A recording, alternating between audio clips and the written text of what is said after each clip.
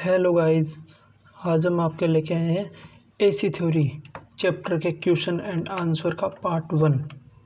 इससे पहले हम लेके आए थे ट्रांसफार्मर के। तो ट्रांसफार्मर के हमारे 3 पार्ट थे, part first, part second, part third. अब लेके आए हैं एसी थ्योरी का पार्ट 1। तो देखते हैं एसी थ्योरी में कौन कौन से क्वेश्चन है। पहला क्वेश्चन देखते हैं, पहला क्वेश्चन कौन से हमारे एसी थ्योरी का पार्ट क्वेश्चन एंड आंसर का पार्ट फर्स्ट। ठीक है, तो चलो शुरू करते हैं। फर्स्ट क्वेश्चन, इम्पीडेंस प्रतिबाधा की इकाई होती है। जो हमारे पास इम्पीडेंस या प्रतिबाधा, इम्पीडेंस को क्या बोलते हो? प्रतिबाधा। तो प्रतिबाधा की इकाई क्या होती है? किस में आती है प्रतिबाधा? ए ऑप्शन है महो, बी है साइमन, सी है ओम और डी है उपरोक्त सभी। ठीक है, तो हमारे पास जो इम्पीडेंस होती है वो किसके अंदर आती है? ओम के अंदर। तो हमारा करेक्ट आंसर क्या हो जाएगा? ओम के अंदर। तो ओम है ए, तो हमारा करेक्ट आंसर क्या हो जाएगा? C option. करेक्ट आंसर क्या हो जाएगा? सी, ओम के अंदर आएगी प्रतिबाधा। ठीक है, नेक्स्ट क्वेश्चन है सेकंड, एडमिटेंस की इकाई होती है। जो हमारे पास एडमिटेंस की इकाई होती है वो क्या होती है? ए ऑप्शन है ओम, बी ऑप्शन है साइमन, सी ऑप्शन है ओम सेंटीमीटर और डी है इनमें से कोई नहीं। जैसे हमारे पास चालकता होती है, चालकता की इकाई होती है महो या साइमन, तो उसी तरह से इसमें एडमिटेंस होता है, तो उसकी एडमिटेंस की इकाई भी क्या होगी? साइमन। क्या होगी? साइमन हो जाएगी। करेक्ट आंसर क्या हो गया? बी। नेक्स्ट क्वेश्चन है थर्ड क्वेश्चन, कैपेसिटिव रिएक्टेंस ज्ञात करने का सूत्र होता है, यानी कि एक्सी ज्ञात करने का सूत्र होता है। तो एक्सी बराबर होता है हमारे पास, एक्सी बराबर 1/2πfc, 2πfc, जिसके अंदर एफ होती है हमारे पास, एफ क्या होती है हमारे पास? एफ हो गई फ्रीक्वेंसी और सी क्या हो गया? कैपेसिटर, यानी धारिता बोल सकते हो आप, धारिता। ठीक है, तो ये किसके अंदर है? एक्सी बराबर 1/2πfc। कौन से ऑप्शन के अंदर मिलेगा? तो ए ऑप्शन देखते हैं, एक्सी बराबर 2πfc नहीं होता। बी ऑप्शन है एक्सी बराबर 1/2πfc होता है। तो करेक्ट आंसर कौन सा हो गया? बी ऑप्शन हो गया हमारे पास। करेक्ट आंसर कौन सा हो गया? B option. Next question, fourth question है, इंडक्टिव रिएक्टेंस ज्ञात करने का सूत्र क्या होता है? इंडक्टिव रिएक्टेंस कौन सा होता है? इंडक्टिव रिएक्टेंस होता है एक्सेल। तो एक्सेल को ज्ञात करने का सूत्र क्या होता है हमारे पास? तो एक्सेल बराबर 2πfl। एफ को पता है आपको क्या होती है? आवृत्ति या फ्रिक्वेंसी, आवृत्ति, और एल का मतलब हो गया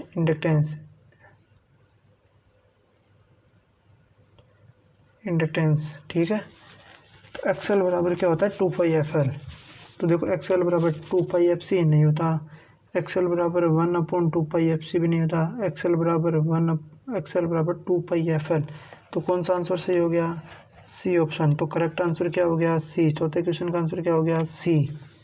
नेक्स्ट क्वेश्चन नंबर 5, यदि आवृत्ति को बढ़ा दिया जाए तो संधारित्र प्रतिघात कैपेसिटिव रिएक्टेंस पर क्या प्रभाव पड़ेगा? अब आपको पता है एक्सी बराबर क्या होता है? एक्सी बराबर 1/2πfc का मान नियतांक मानो किसका? 2π। सी का मान क्या हो गया? मान लिया हमने नियत मान लिया। क्या मान लिया? नियत। क्या बचा अब हमारे पास? एफ का मान बढ़ेगा तो एक्सी का मान घटेगा, क्योंकि दोनों में कौन सा संबंध है? विलोमानुपाती।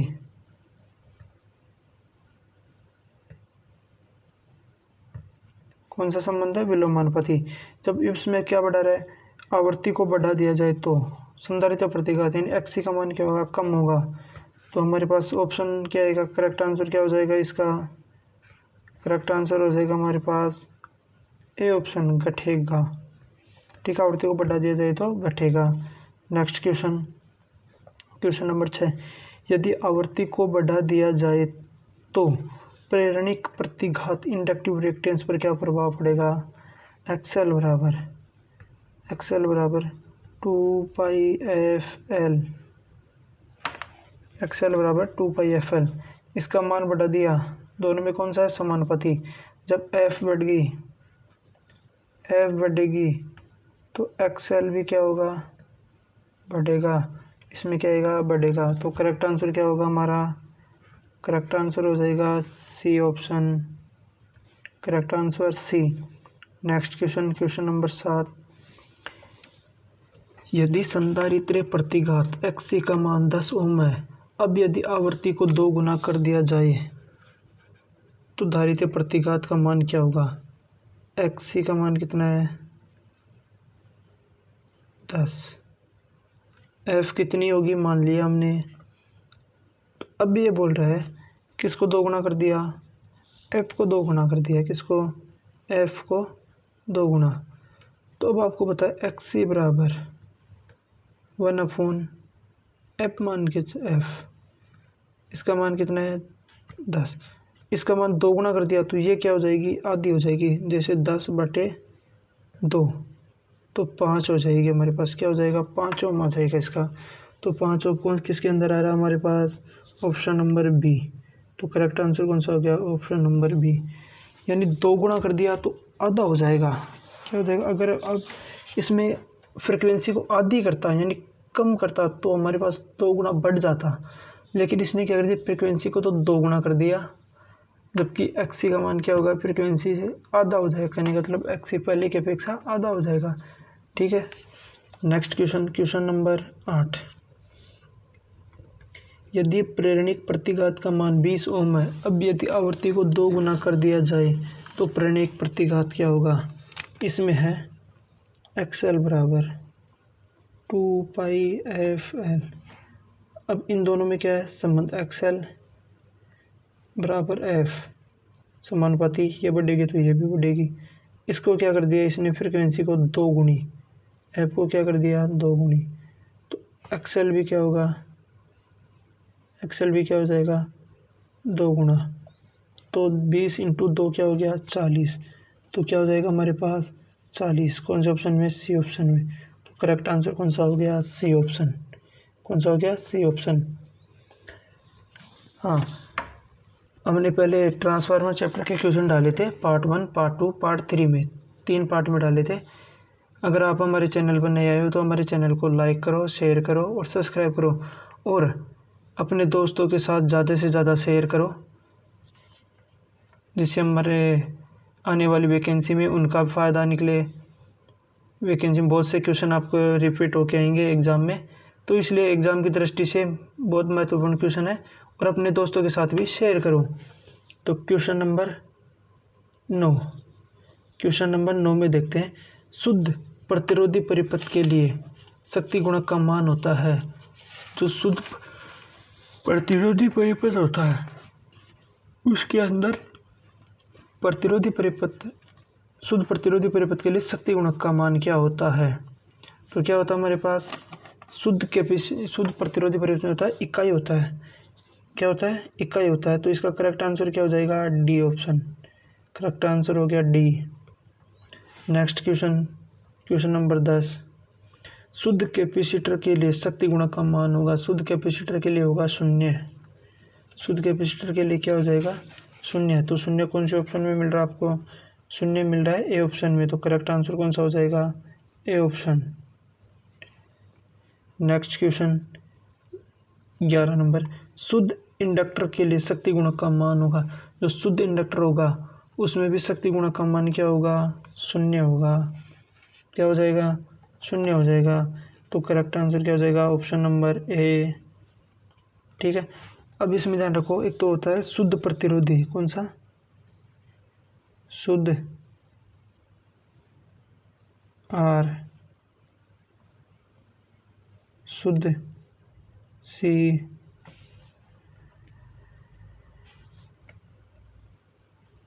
शुद्ध एल।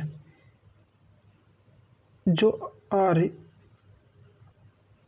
ठीक है, इसका और सी का तो क्या होगा, शून्य शून्य। जबकि आपके पास सी का आर का मान होगा, आर में क्या होगा, इकाई इकाई होगा। शुद्ध आरसी शुद्ध कैपेसिटर और शुद्ध इंडक्टर में शक्ति गुणक का मान तो क्या होगा, शून्य। और शुद्ध प्रतिरोधी परिपथ के अंदर क्या होगा, इकाई। ठीक है, तो अब हमारा नेक्स्ट क्वेश्चन है क्वेश्चन नंबर 12। विद्युत शक्ति की खपत किस में होती है? जो विद्युत शक्ति की खपत करने वाला कारण होता है वो कौन सा होता है? तो ए ऑप्शन है प्रतिरोध, बी ऑप्शन है कैपेसिटर, सी ऑप्शन है इंडक्टर, डी ऑप्शन उपरोक्त सभी। तो शक्ति की खपत कौन करेगा, प्रतिरोध। प्रतिरोध करता है शक्ति की खपत। तो करेक्ट आंसर हो गया ए, करेक्ट आंसर हो गया हमारा ए। चलो next question, question number 13। Capacitor के लिए सत्य कथन है। कैपेसिटर के लिए कौन सा कथन सत्य होता है? तो ए ऑप्शन है धारा वोल्टेज से 90 डिग्री आगे होती है, बी ऑप्शन है वोल्टेज धारा से 90 डिग्री आगे होती है, सी ऑप्शन है धारा और वोल्टेज दोनों बराबर होती है, और डी ऑप्शन है उपरोक्त सभी। तो जो कैपेसिटर होता है वो क्या करता है, धारा को आगे करता है। तो इसमें पूछ रहा है कैपेसिटर के लिए सत्य कथन कौन सा है? तो धारा होती है वो वोल्टेज से 90 डिग्री आगे होती है। तो करेक्ट आंसर ए हो गया। करेक्ट आंसर हमारा क्या हो गया, ए हो गया। Next question, question number 14। Inductor के लिए सत्य कथन है। सत्य कथन क्या होगा? ए ऑप्शन है धारा वोल्टेज से 90 डिग्री आगे होती है, बी ऑप्शन है वोल्टेज धारा से 90 डिग्री आगे होती है, सी ऑप्शन है धारा तथा वोल्टेज बराबर होते हैं, डी ऑप्शन है उपरोक्त सभी।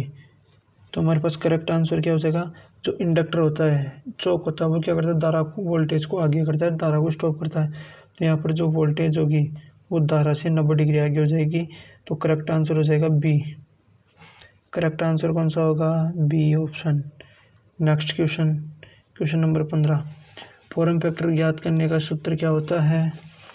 जो फॉर्म फैक्टर होता है उसका ज्ञात करने का सूत्र क्या होता है? ए ऑप्शन है प्रभावी मान बटे औसत मान, बी ऑप्शन है औसत मान बटे प्रभावी मान, सी है औसत मान इंटू प्रभाव मान, डी ऑप्शन है इनमें से कोई नहीं। तो हमारे पास फॉर्म फैक्टर ज्ञात करने का सूत्र होता है प्रभावी मान बटे औसत मान। ठीक है, प्रभावी मान बटे औसत मान, प्रभावी मान को बोलते हैं आरएमएस मान। तो प्रभावी मान बटे आरएमएस औसत मान, प्रभावी मान बटे औसत मान। तो करेक्ट आंसर कौन सा हो गया, A option. Correct answer A हो गया। कौन सा ऑप्शन हो गया, A. Next question, question number 16। Form factor का मान होता है, जो फॉर्म फैक्टर होता है इसका मान क्या होता है? तो फॉर्म फैक्टर का मान क्या होता है? और ए ऑप्शन है 1.21, बी ऑप्शन है 1.414, सी ऑप्शन है 1.11, डी ऑप्शन है 1.81। तो फॉर्म फैक्टर का मान क्या होता है, 1.11। करेक्ट आंसर हो जाएगा सी। फॉर्म फैक्टर का मान क्या होता है, 1.11। तो करेक्ट आंसर कौन सा हो गया, सी ऑप्शन हो गया। कौन सा ऑप्शन, सी करेक्ट आंसर हो गया। Next question, question number 17। Peak factor का मान होता है, पिक फैक्टर का मान होता है या ज्ञात करने का सूत्र होता है वो क्या होता है? तो ए ऑप्शन है प्रभावी मान बटे औसत मान, शिखर मान बटे प्रभावी मान, औसत मान इंटू प्रभाव मान, और डी है इनमें से कोई नहीं। तो इसका करेक्ट आंसर क्या हो जाएगा, इसका करेक्ट आंसर हो जाएगा हमारे पास शिखर मान बटे प्रभावी मान, शिखर मान बटे प्रभावी मान। तो करेक्ट आंसर क्या हो गया, बी ऑप्शन। कौन सा हो गया, बी ऑप्शन हो गया। Next question, question number 18। Peak factor का मान होता है, जो पिक फैक्टर होता है इसकी वैल्यू क्या होती है? तो पिक फैक्टर की वैल्यू होती है, पिक फैक्टर की वैल्यू क्या होती है? तो हमारे पास ऑप्शन है ए 1.21, बी ऑप्शन है 1.11, सी ऑप्शन है 1.414 और डी ऑप्शन है 1.81, 1.81। तो इसका करेक्ट आंसर हो जाएगा सी। करेक्ट आंसर क्या हो जाएगा, सी। 1.414, 1.414।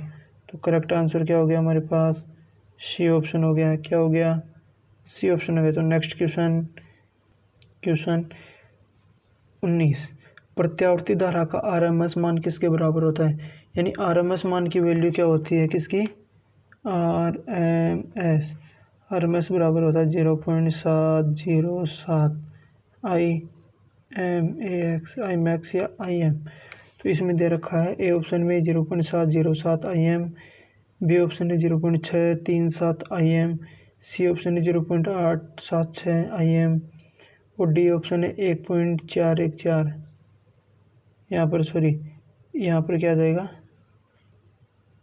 1.414, ठीक है 1.414 आ जाएगा। तो हमारा करेक्ट आंसर क्या हो जाएगा 0.707। तो करेक्ट आंसर कौन सा हो गया हमारा? करेक्ट आंसर हो गया ए। करेक्ट आंसर क्या हो गया? A. Next question, question number 20, प्रत्यावर्ती धारा का औसत मान होता है। जो प्रत्यावर्ती धारा होती है उसका औसत मान क्या होता है? तो औसत मान की वैल्यू क्या होती है? औसत मान की वैल्यू होती है हमारे पास होती है 0. ए ऑप्शन है 0.707 आई एम, बी ऑप्शन है 0.637 आई एम, सी ऑप्शन है 0.876 आई एम और डी नॉन, यानी उपरोक्त में से कोई नहीं। तो हमारे पास करेक्ट 20वें का करेक्ट आंसर क्या हो जाएगा 0.637। तो करेक्ट आंसर हो गया ऑप्शन नंबर बी।